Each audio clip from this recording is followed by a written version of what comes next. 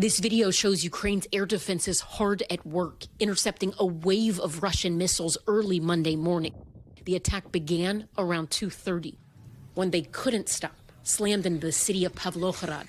Local officials say 34 people were injured in the strike, the youngest just 8 years old. It was the second major airstrike in 3 days, and it comes as Ukraine inches closer to launching a highly anticipated counteroffensive.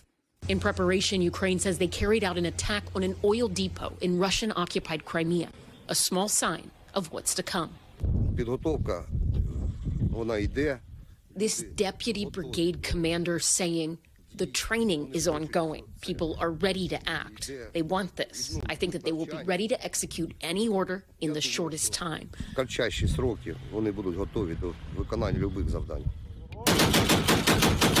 Ukrainian forces have spent months preparing for the counteroffensive.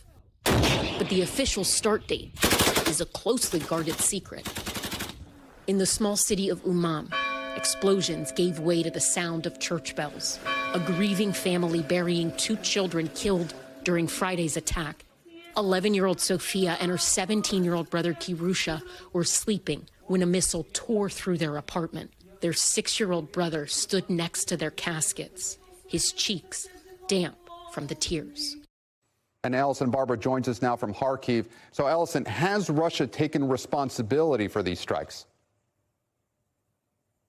They have. They claim they carried out group missile attacks today and on Friday. They are claiming that they were targeting military-related infrastructure. And the Ministry of Defense for Russia says that all of the targets they meant to hit were hit. But we've seen a lot of residential areas impacted by these strikes in the last 3 days. The UK's Ministry of Defense has said that Russia uses an inefficient targeting process and often focuses on perceived military necessity instead of trying to avoid collateral damage. Gabe, even wars have rules, and according to the Geneva Conventions, the warring parties are responsible for, 1, not targeting civilians, and 2, protecting those who are not fighting.